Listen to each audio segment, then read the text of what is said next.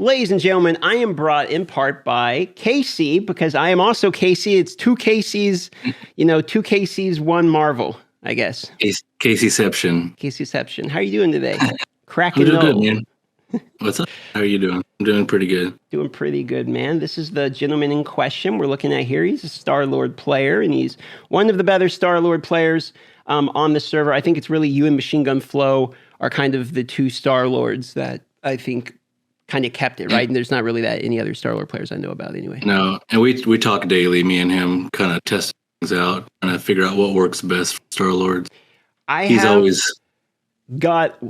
lost to him and to Machine Gun Flow in PvE DPS races. I didn't realize how much damage Starlord can actually do. And I just started enjoying him in the campaign, etc. For the people that don't know, I have a level 80 Starlord I am working on here. He's one of the last heroes I got to get to 100. So I thought what today we would do is talk about a Starlord build, a sort of guide. So what I would have him do here, my good friend Casey, is I want to go to the skills. And I thought the first thing most people ask when they're talking about the characters is what are his good abilities. So could you kind of walk us through just a basic overall about his abilities, which ones you think are the best and which ones you prefer? Perfect. So for leveling especially, and then to an extent, when you do get into the end game, just the best overall build, and it will also carry you through PvP, is actually going to be the Flame build. They actually just buffed the final skill there, Laser Eraser, so it tracks. Previously, he had skill 4 there. Previously, this didn't track, and you could just sidestep it. So now it tracks on, and that gave him quite the boost. And that does 952% flame damage at the part I'm at, and I don't have it max level. Obviously, it's like level 8 or 9. Yeah, level 8. Yeah. And it already does a good amount of damage. So now you're saying mine's 1249. Can it hit people in the air? Like if they go in the air, like Spider-Man starts swinging or something? As long as you've activated the ability, if a Widow tries to do an iframe, I mean, sure, they're invulnerable, but it'll track them all the way behind. Pretty good move now. Okay, so the first move is the flame one, is what you're telling me. The elemental cannon laser, the one all the way to the right here with the final variant of that move. So you can do it two ways. See your bar, you have pump it up to elemental eraser. So that's one way to do, and that's probably the way I'd keep it just while leveling. I always want my pump it up right before my eraser, because then it'll stay active while you do the rest of your rotation. You might drop it on your 5th ability. It might go away by your 5th ability, but by the time you finish your rotation, you should be able to activate Pump It Up right before your eraser again. So essentially the rotation goes on auto, then it's going to do the buff, so we get the increased critical chance into the flame laser beam that then is going to do our singular damage, more of the majority of the sort of single linear damage. The big chunk. The next move I see right there, you got number 3. That actually needs to change to that final ability right there. Okay, got it. So we're going to be doing the flame shot for 900. Yes. Oh, I see, another single target high DPS type of move. And that will be going off while your pump it up is still active. So you got the increased crit right there while that's going on. That will chain.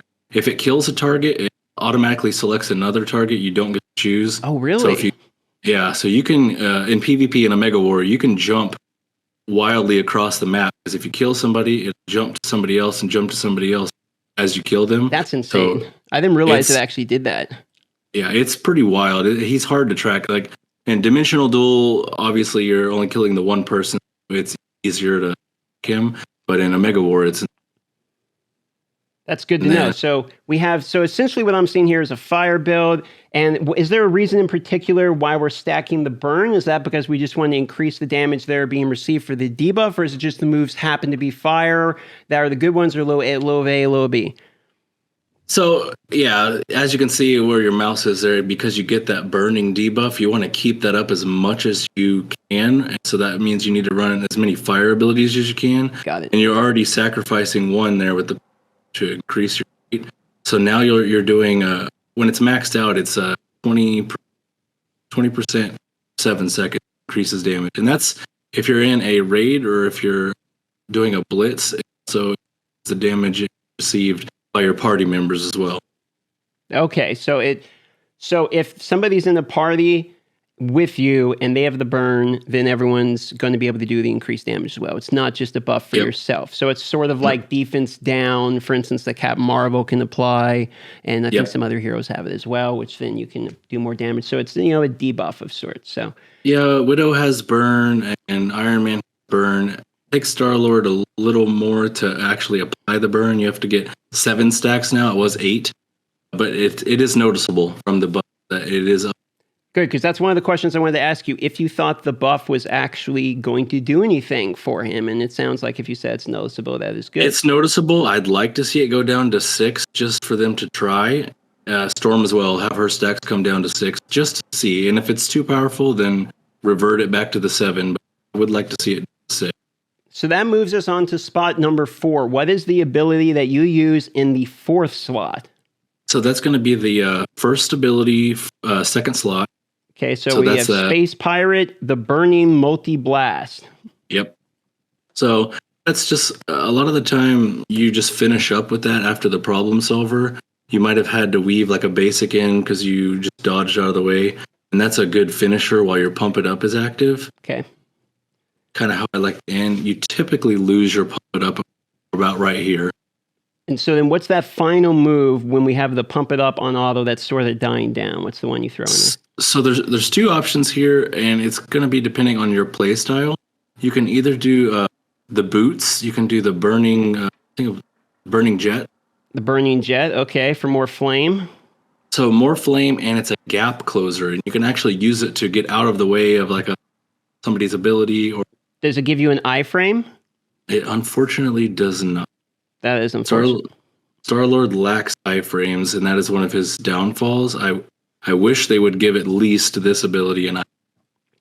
Do you have any moves other than that are an honorable mention that you think you could slide in instead of this 5th spot? The 3rd one, first ability, Cherry Bomb. Okay. So that one, I said it's a play style dependent. If you don't like the stress of the gap closer and you like to be a little closer in, you can use Cherry Bombs. You can see on the screen, it's got a pretty wide spray, but it's a short range. Very obtuse. I've missed it plenty of times. Okay. I just felt like a wasted ability. I'm a little too far back. I missed everything. But maybe a little bit better, like AoE farming or something like that for overnight, etc. Yeah, overnight farming for sure. Yeah, that would be a better. Okay, so now we got our skills. So now we have our skills, and for the people that didn't see it, here you go. Take a screenshot. You get to see all the different abilities right here, okay? You can have that or the boots in spot number 5. We're going to move on from the skills to the next part people are going to probably ask about, which is going to be the enhanced potential, okay? So I'm going to tell you what I did, and you can tell me if it's a mistake. I figured we want our debuffs to land, so I was going status effect accuracy as the first thing, and then next I'm going into my cooldown decrease. Those are the 2 that I'm going for here. So that is exactly what I did on my go-through on Starlord, because I actually switched from Widow, just a heads up. I was a 1 million power Widow that wanted to take the challenge of playing Starlord. So I knew Starlord needed to focus on stat effects, big gig. So what I did is what you're doing right now, focus all on status accuracy. It actually bit me in the end. Really? Because I didn't put points to attack. So when I hit level 100, I actually wasn't performing as well as I could because I had little attack. And your attack percentage wasn't increasing you as high because your flat attack wasn't as good, is basically the methodology there, correct? Correct. Okay. So you would recommend focus on attack then, first. Huh? Mm-hmm. I would do attack first, and then when you're coming back on your second loop through, I would grab the status effect accuracy. And then eventually you'll fill out the whole tree over the course of your play. But for now, that flat attack is going to be the best thing you can choose going straight. Okay, so that is a good tip that I would have not known if I didn't ask you. I'm not really going to go into Omega cards with this one because I feel like Omega cards are either a pay-to-win thing or something that's kind of similar on most people where it's like a crit damage, crit rate type of deal. You know, but I will ask you just real quick, is there other stats you're looking for in Omega cards? What's the primary stat in an Omega card perhaps you're looking for? How about that? Flame damage. You either get flame, shock, chill, PvP up, or PvP down. That's all you can get as Starlord. So we're looking for, I'm assuming if you want PvP, PvP up. Otherwise, we're looking for flame damage just so it's overall Yeah. good. Is flame damage But better than PvP damage? Because it looks like it does roll the same percentage here. I haven't had a chance to fully test out a full flame versus full PvP. Okay. I'm about 2 and 3. Okay. I've had some pretty bad luck rolling flame. I keep rolling. So I do have a few PvP increase and a few flame. Is there a world in which we live that if you end up having like a ton of really good shield damage cards or shock damage cards, there's other builds that are as viable, or are we really locked into flame here? We're not. I've actually started building a chill build on, and I've put out a guide on it where I go into chill, and it's actually holding its own. Although I do have a Midgardia set, and I do have the +6 to all the chill skills, but I've rolled a few chill cards. But I'm assuming it's a fair comparison where you're comparing to a somewhat well flame build as well, correct? It's if they're apples equally, if they're lined up exactly the same, flame probably still stands out a little bit because of that flame debuff where you do 20% more damage. It will just always tick up. Well, let's talk cores then. So when it comes to cores, are we looking for reds and greens for attack percentage, crit rate, and then crit damage percentage, or what in particular are you looking for? Do you have any dodge? Are you looking for any defensive at all? I do. Okay. So what I focus on reds, of course, because I want crit. I want crit rate a little bit, but I want way more because you have pump it up, which gives you that 47 crit rate. So you do not need much crit. I actually only have 20% crit rate. So you don't need much crit at all because you hit that cap almost instantly, basically for free, which allows us to use the rest of our cores to optimize pure DPS of attack percentage and crit damage, almost similar to Black Widow type of builds, correct? Correct. Okay, yep. I understand. So that makes sense for cores. Pretty simple there. It seems like it's like most characters. And that's going to bring us finally to specializations. Now, is this fairly locked in? Because I know with most of the Spider-Mans who are the top Spider-Mans, they all typically agree with a build. Okay, they all have a build they're working and they all seem to agree and they're on the same page about it. Is this something same with Starlord where there's only really one build that seems to be the primary effective one, or is there, a variety of ones? AKA, what are you running? Let's see what's going on. There are 2 definite lock-ins. It's that middle green. Nope. Go up to the very, very top. This that one right there. This one. Space Pirate. That is a shoe-in. You cannot Execution build this damage without this one. Yep.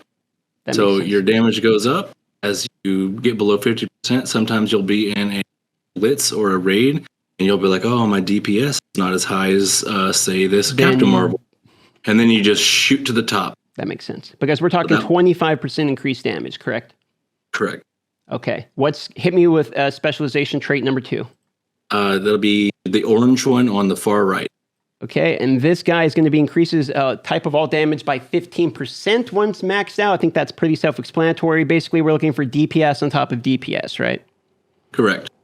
Okay. So the next 2 are actually going to be depending on how your gear has rolled. If you have an extreme amount of cooldown that you've rolled on cards and gear, you're going to want to take that middle yellow one. That's right below the Starlord. Nope. Other yellow. This one. Right there. Yep. So if you have a lot of cooldown, you want this one because this gives you the accuracy, and now you can hit the Starlords, the Spider-Man. Now you can hit the Iron Man. And your debuffs aren't getting resisted as much. And your debuffs aren't getting resisted. However, if you've rolled good accuracy cards in your gear, you'll take the red one that's to the left there. That one decreases your cooldown. So it's kind of dependent on what you get from your gear. So whether you choose those 2. So I've got them both unlocked, sitting at 7 out of 10 and 8 out of 10 right now. I have a question for you on this one. Sure. It decreases remaining cooldown, meaning let's say there's 10 seconds, it's going to decrease more than if there's 5 seconds remaining. So for that reason, would this not scale better, like you're saying, with no cooldown, where you get more value out of it with no cooldown? However, but because it's every time a skill is used, isn't it also kind of, can't you get cooldown really, really, really low is where I'm going with this, basically? You can, because as you keep doing that rotation, especially on longer fights, you'll always have Pump It Up available. You'll never have that weird window where Pump It Up's not available. So now you'll always have it up. Would it be fair to say with Starlord, he kind of is flat lines, and then once you hit the certain stat line and cooldown level, he starts really ramping up? Because it seems to me I've only seen two things. Worthless Starlords and Starlords that blow up every single one of my heroes. Like they're just significantly stronger. It seems one way or the other. He definitely does, because like you're saying, he's flat and then he takes off as you unlock specializations and hit your, unlike a Widow, where a Widow can just be good at 600k. A Widow can just kill a lot of things at 600k, where a Starlord at 600k, not so much. It's not fully unlocked. Can we right now settle this? Is Starlord a viable and competitive hero in Marvel Future Revolution? Yes or no? Yes, if you put the work into him and you unlock and you do his specializations right and you maximize his stats, he can compete. It's good to know. I thank you for your time. Is there anything else a Starlord player should know getting into Starlord? What would you tell them? Can you have like a 30-second to 1 minute rundown of just what you would tell a player who's curious about getting into Starlord? So Starlord, I honestly would not choose him as your first leveling character if you're just starting the game. Just going to be honest. I would level 3 other characters story, because it's going to make you anyways, and then choose Starlord as your 4th, because you'll have the squad rank to back it up. Pretty weak through the leveling phases, and he really needs that squad rank to back it up. Got it. Other than that, like we've touched on, he is flat to start. He rises pretty steadily as you get your specializations and your skills unlocked. And if you do hit some of the regional sets like Sakaar can boost your flame attack, you're going to see that results quickly. And I do want to touch on one other thing, because I'm sure we have some free-to-play audience here that might not have the chase to get the Sakaar. Absolutely. Annihilation is a good free-to-play non-regional set to focus on now that the laser eraser has been boosted. Prior to that, I would have said Sheriff, Problem Solver. And now that you have the tracking on laser, I think would be. I see. So what you're telling people is you can buff the elemental cannon skill with this set as a 4-piece set if you're free to play and you can't quite get your hands on all that regional gear. Max out 4 pieces of Annihilation instead. That's probably your go-to one. You get your crit rate and attack percentage from that set too. So even lower amount of crit rate, you're really going to need to row. So correct. Okay. There we go. I think we have it. I think the only thing we didn't really cover too much is the gear. And I think that when we talk about he scales with crit rate and you're building attack first and crit damage, that I think the gear probably speaks for itself, that you're looking for attack and crit damage as your 2 primary stats, and perhaps a little bit of status effect accuracy, not as a primary, but if you get it, okay. Yeah, if you get it, you're not mad, but you would like to see that crit damage first, because if you put up, if you do get crit rate, I will say, if you get high amounts of crit rate and a moderate amount of crit damage, and you're comfortable to pump it up, because of you'll break cap, which is 75%, you could use noise pollution. So under the boombox, it reduces the damage you're receiving or the attack of the enemy by 20. Almost like shock effect. I see. Kind of like it. Yep. I got you. So what he's saying here is if you really, really, really end up getting lucky with the critical rate, there's this extra spot here for the one that gives you the critical rate bonus. You can instead swap that out to receive less damage. The 4th one here. Okay. Yep. I see. That one I like to use in PvP, because my PvP build actually has way too much crit rate. So I can't pump it up effectively, because it will break the cap by like 20. And there's a cap on PvP damage decrease anyway, so this is almost another way to receive less damage. That's a smart guy. So this is Kraken Null. Make sure you go give him a subscription on YouTube, and you also stream as well. You got any shout-outs, plugs, anything you want to do here at the end? Because you're a wealth of knowledge for this guy. Yeah, so I stream Monday through Friday, unless I have a special event like this, from 7:30 Central to 9:30 Central. And I put YouTube videos up daily now. So most of them are focused on Starlord, but if there's anything else you want to see, just leave me a comment in one of my videos and I'll make it for you. There you go. I'm going to be posting this video right after recording it, so he's probably going to be live for what? You're going to go live after this then, eh? I am, yep. There you go. So you can catch him now if you want. I'll have that all in the pinned comment. Thanks so much, Casey. I appreciate you. All right, man. Thank you too, Casey. Have a good one now. Bye-bye, all.